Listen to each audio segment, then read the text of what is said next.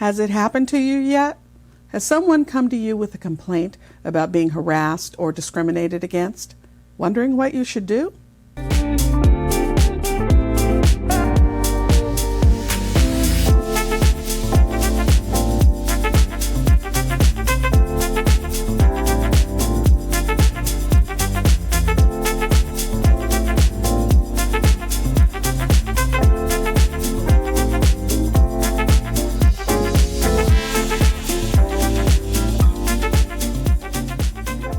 Hi entrepreneurs, I'm Vicky Brown, and you're in the right place if you want to engage your team, boost your business, and grow your leadership muscle.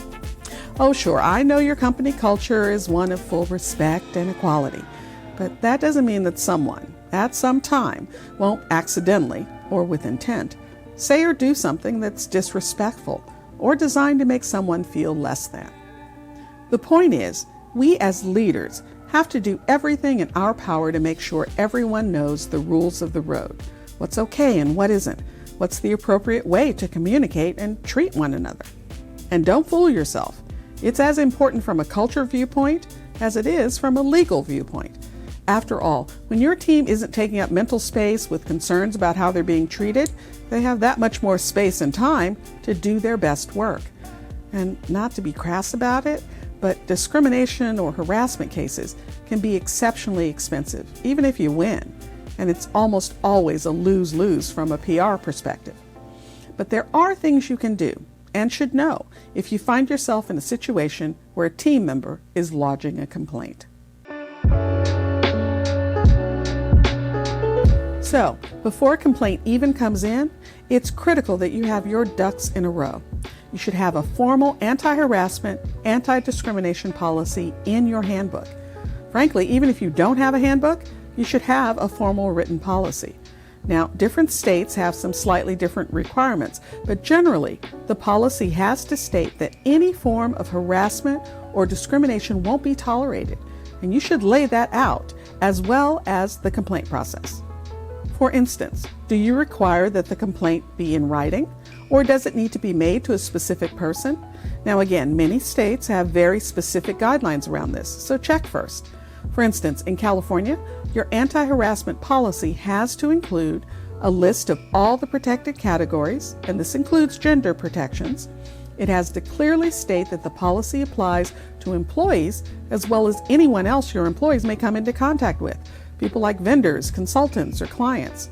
It has to clearly outline the procedure for lodging a complaint, and it has to allow for the employee to file their complaint with someone other than their immediate supervisor. For instance, the HR department or another supervisor, etc. Now there's more to the list, but you get the idea. The state has carefully laid out guardrails around what has to be included in your policy. And don't forget to get every employee's signed acknowledgement, and be sure to put that in their file.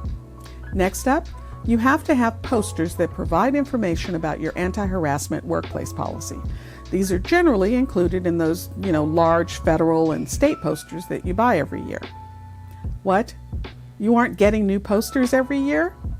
Okay, we can talk about that in a future episode. But for now, I'll just say you have to have new posters every year. So definitely reach out to a poster company or your payroll company so you can get that wrapped up. Okay, so you have a policy, you have the posters. What happens at the point of impact, the moment when someone files a complaint? Well, you're going to have to do an investigation. Now, an investigation of alleged discrimination or harassment has to be done very carefully because it may have to stand up in court. You'll have to be fair to all parties involved, maintain as much confidentiality as possible, and still try to get to the bottom of what actually happened. Then once all that evidence has been gathered, you'll have to make a decision around how you as a company are going to respond. And again, your response, well, it has legal as well as company culture implications. So all that to say, you definitely shouldn't go it alone. Once you have a complaint, well, that's the moment you need to reach out to your employment attorney. They'll help guide you through launching an investigation. Now be aware that they may not conduct the investigation themselves, since they would be the ones defending you if it came to that. But they can either help you or make recommendations around an investigator. And an odd pro tip here. In California, generally speaking, outsourced HR consultants cannot conduct workplace investigations.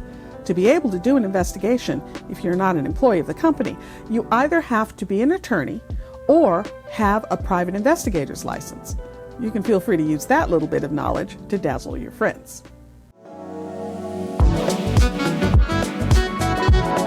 You know, one of the best ways to be prepared is to make sure your staff is trained in what is and what isn't harassment or discrimination, and what to do about it if you're a victim or if you're a bystander. In fact, in many states, training is an ongoing requirement. By the way, before we go any further, can we agree that it's not harassment training? I don't know about you, but I have no intention of teaching people how to harass. It's anti-harassment training. Better yet, it's let's work hard to have a respectful workplace training. Because yes, you want to meet the requirements and regulations, but more importantly, you want your business to be an environment where people feel welcomed, a part of, and where they can do their best work. Maybe even better than their best. We're offering an online training course that meets all the requirements of your state. It's engaging. It actually presents more like a documentary than your standard training course. And your team can go at their own pace. Listen, I just don't think training for training's sake is going to do it. If your team is going to take the time and effort to take a course, well, wouldn't it be nice if they learned something and in an entertaining way? So go ahead and check out a sample of the Respectful Workplace online course. I'll put a link in the description. And if you're in a state that requires ongoing training, well, we'll even remind you when it's time for a refresher. So, if you get a complaint, no matter what you do, don't ignore the problem, just hoping it's going to go away. Trust me, it won't. If you found this information helpful, please subscribe and share. And remember, your inspired leadership is the secret sauce to having a high-performance team and a wildly successful business you'll love. I'll see you next time on Leader's Journey.